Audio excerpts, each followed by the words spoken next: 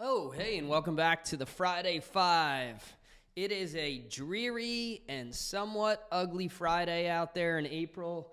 Hopefully, sunnier spring days are ahead.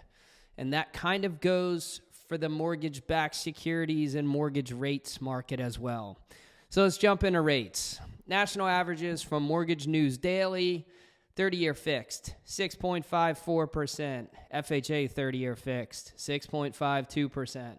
Conventional 30-year fixed, 7.10% over that Mendoza line. And conventional 15-year fixed, 6.5%. Number two, what's going on with rates? How are tariffs affecting rates? Why are rates jumping? Why the volatility? Okay, so a couple pieces on this, and I'm no economist. I read a decent about mortgage-backed securities, and I try to be knowledgeable, so this is my take. First, tariffs are affecting rates, and the uncertainty with tariffs are playing into the volatility a lot. And then the uncertainty of how tariffs are going to affect the economy and inflation, that's all part of the stew. Also, there's some, rumors or some type of undercurrent out there that because of what we're doing with tariffs with China, that China's not going to buy treasuries or mortgage-backed securities, which could have fed into a sell-off as well. So basically, there's concern that tariffs will lead to higher inflation. But we saw rates improve because there was concern from investors that tariffs could affect the economy, stock market tanked, and a lot of that money was a flight to safety or moved into bonds as a fixed rate, safe investment, and that's why we saw rates improve last week. Also, you have tariffs that are going to get announced. Then you have a 90-day moratorium on tariffs. So there's all kinds of uncertainty here, and it's just playing into the volatility. And here's kind of a couple things that we can learn from this, I think, because I don't think anyone can forecast this. Even the best, most experienced economists, they don't know. They're guessing. And, the guy in charge, too, nobody's quite sure what he's going to do as well. So here's what we can learn. A lot of volatility. There's no way anyone, especially in my seat from a mortgage perspective, is going to be able to tell you where rates are going to be early next week. So if you're looking for housing, you're going to need to endure a little bit of volatility, and that may mean that you go look at a house today, you get a closing cost worksheet, and then your lender has to update you next week, and the rate's 0.25% or maybe even 0.5% higher than it was when you got a worksheet a couple days ago. They're not trying to rip you off. It's just what is happening in the market. The other piece, if you go under contract, I strongly suggest locking right away. Most lenders have a renegotiation policy. So if you lock and then rates get dramatically better, you usually can do renegotiation, and we have this policy as well, where you can kind of float down to maybe not the absolute low market rate, but real close to it. So you have the ability, if you lock, to protect the rate on the high side, but you potentially have the ability to float down if market improves. So those are kind of some of the thoughts. Maybe it's just me rambling a little bit about mortgage-backed securities market, and then some of my suggestions if you're in the market and you're buying.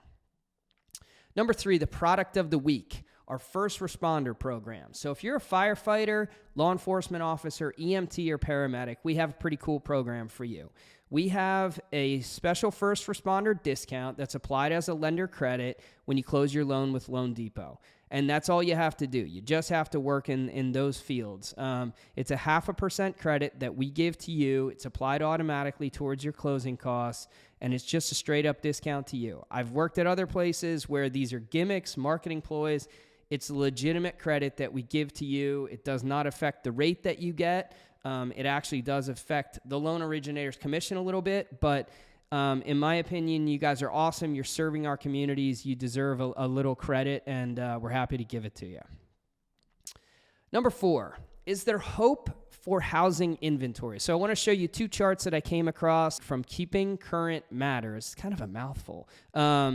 related to inventory. So the first one, this first chart I'm going to show you, shows new construction housing completions by year going back to 1970. You're going to see that obviously there's some up and down along the way, but you're going to see that it was kind of stable, and then we had kind of a boom in housing completions back in the early 2000s, and then it tanked after the housing crisis. The market was flooded with inventory. No builder wanted to build just to sit on inventory.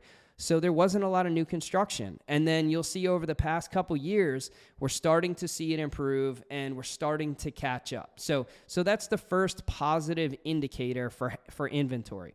The second one, I want you to look at this chart of March national inventory. So it's just a snapshot of March this year, March last year, and March 2023. 2023 was the bottom. Then we saw an increase in 2024, and then this year's better again.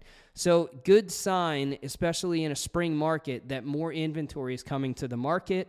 I don't know that the Lehigh Valley is quite following this yet. I still think we're struggling quite a bit with inventory, but I don't know. It does look like some potential positive signs as related to inventory. Number 5, I normally do a quote of the week. This week, I'm going to do a thought of the week. And this stems from me watching my son play baseball for the Emmaus JV team against their arch rival Parkland Trojans this past Wednesday. And Parker, my son, who plays for Emmaus, he also plays on a tournament team throughout the summer, a local team called the Avengers. And he has teammates on his tournament team from a whole bunch of different high schools across the valley, and he happens to have 3 different teammates from his tournament team who he's played with for years that play for Parkland. And I want to show you kind of a cool pic that the Nolan, who's in the picture with Parker here, Nolan's dad took. Parker is playing shortstop, and Nolan just hit a double, and they're kind of saying hi to each other here at second base. And it really got me thinking about friendship and competition, both in sports but also in business. And ultimately, I think it's okay, and even maybe a great thing, to be friendly with competitors. I don't think we have to be arch enemies with everyone. Certainly, we're not going to always like everyone, and not everyone's our cup of tea. But I think life is more than just about winning. It's more than just about competing. It's more than just about success. For me, it's about relationships. It's about friendship and just making a positive impact. So, I've decided oftentimes friendship's greater than competition, and I just love this little life lesson taught to me by a picture of 2 15-year-olds who are competing against each other, but deep down inside are just good buddies. So thanks for watching. I hope you have a great weekend. If I can help you in any way, please reach out.